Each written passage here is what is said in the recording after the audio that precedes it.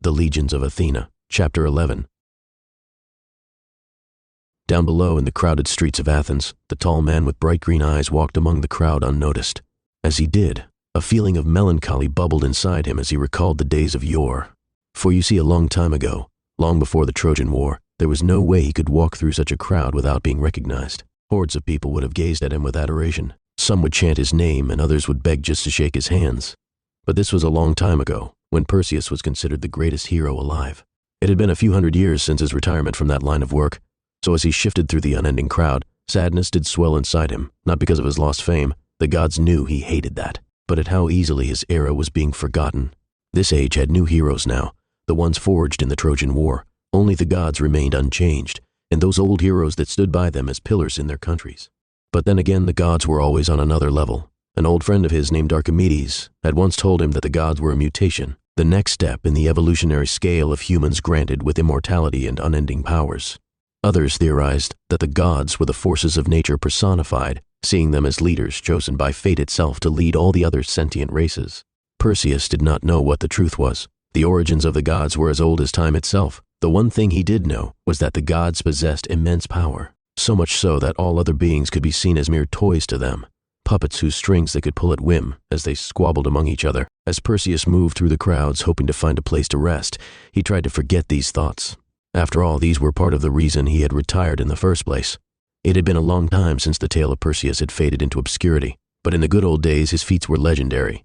He had slain the Gorgon queen Medusa. He had tamed the flying horse Pegasus, and perhaps his greatest feat of all was how he saved the love of his life Andromeda from the fearsome sea serpent Cetus.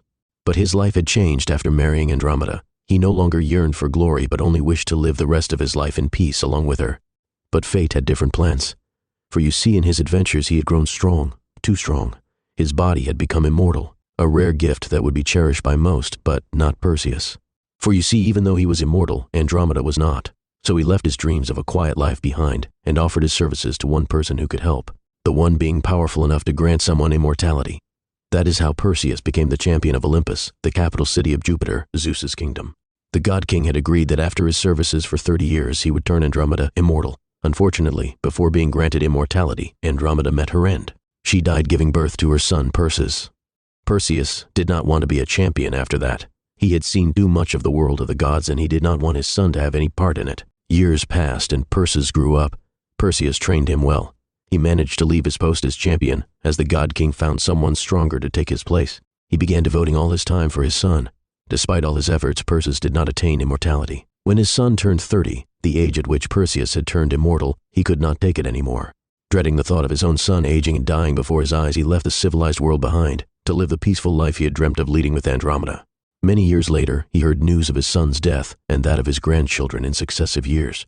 But he did not return. He lived on his farm in a corner of the world with his immortal steed Pegasus. As it turned out, everyone wanted a flying horse, and they were willing to pay good money for it. People began to come from all over the world to his farm to breed their mares with Pegasus. Gradually, the legend of Perseus, the original hero, began to fade, and Perseus the horse breeder took its place. Then came the last of the great wars, ending with the Trojan War. The last of the few remaining kingdoms ruled by human kings were all in the Greek continent. At the end of this war, there were no real victors. Even though the united Greek forces defeated the Trojan armies, the continent was in ruins. Soon the remaining Greek nations were pushed into civil war. Finally, Zeus declared the Greeks were too violent to be left under human rule and sent his general to claim the continent, Dionysus, the god of wine. Today, the Greek continent no longer exists.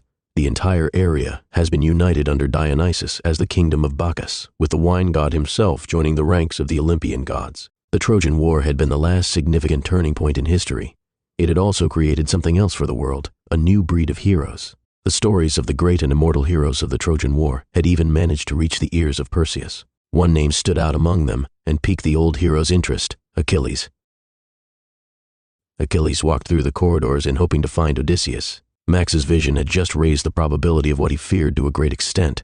If that was true, then this was no time for a festival. He made his way through the stadium with haste and reached the topmost floor.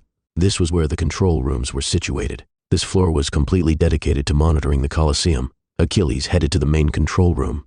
The room was filled with high-tech computers with over a dozen monitors. These monitors displayed live broadcasts from all around the arena. Every inch of the arena was covered. The front of the room had a glass panel similar to the one in the suite below. He found Odysseus leaning over and viewing one of the monitors. Daedalus and Icarus were also there alongside almost 20 workers. He stepped up to Odysseus and said, "We need to talk. Just a moment. I'm calibrating the angle on this camera too." "Now," Achilles insisted, and Odysseus realized the camera could wait. "What's going on?"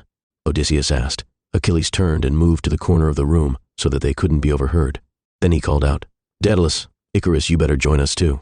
Once all 4 of them had gathered, he said, "The treaty is a lie. Ares' forces are in close proximity to the city, close enough for an attack. They are hiding within the storm." A small silence followed these words. Icarus said, "Can't be. The storm is too thick. Even our sensors can't go through it. Ares' forces would be ravaged if they hid there. Certainly they are in no form for a battle, much less a full-scale attack on Athens. Unless the storm is hollow," Achilles said. All of them understood what he meant. All of them had been alive for way too long to think that was impossible. A hollow storm hiding an army.